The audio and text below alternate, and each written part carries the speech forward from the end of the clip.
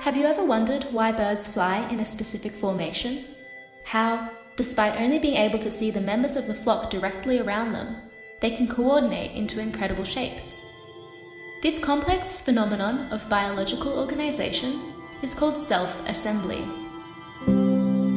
Individual units follow simple rules, which allow the spontaneous formation of structures and behaviors without any central coordination. We see it everywhere in nature, from birds in the sky to the smallest life forms. Viruses. We are the Capsid Constructors, and we are interested in self-assembly on a nanoscale. Instead of birds, we are looking at viral proteins, 100 million times smaller. We are interested in the HIV capsid.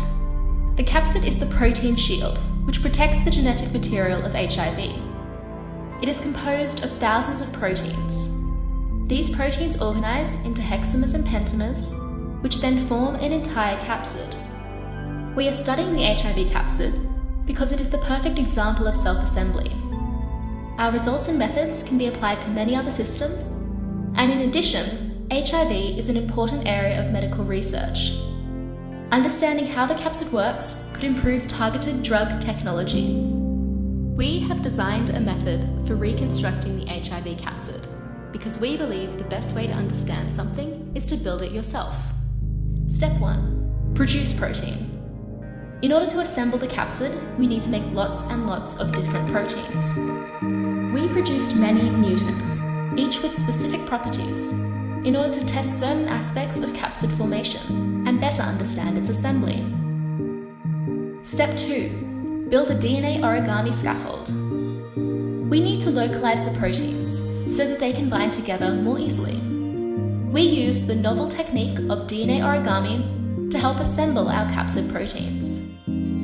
DNA origami is perfect at this scale because its predictable base pairing rules make it easy to code into specific shapes and structures. By designing our DNA sequence, we have created a scaffold onto which we can bind our proteins and observe their interactions. Step 3. Conjugate our proteins to the scaffold. We need some way of sticking the proteins to our DNA. So for this, we've used conjugation chemistry. It's kind of like special glue, but on a molecular scale. Step 4. Measure the interactions between proteins.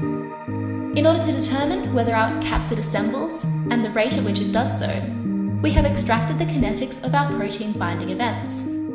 This tells us information about the proteins, like how attracted they are to each other, and this can give us an idea of the conditions they need to assemble in the body. Step 5. Visualize our experiments.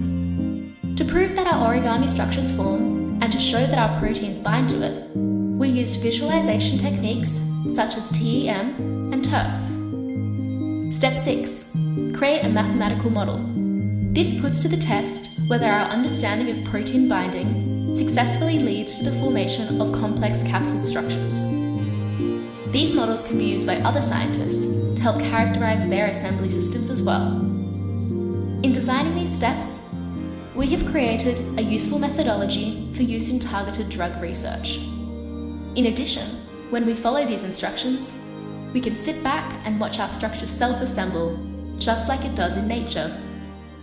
Information about the process of self-assembly can help us to understand how all biological systems form, from viruses to birds.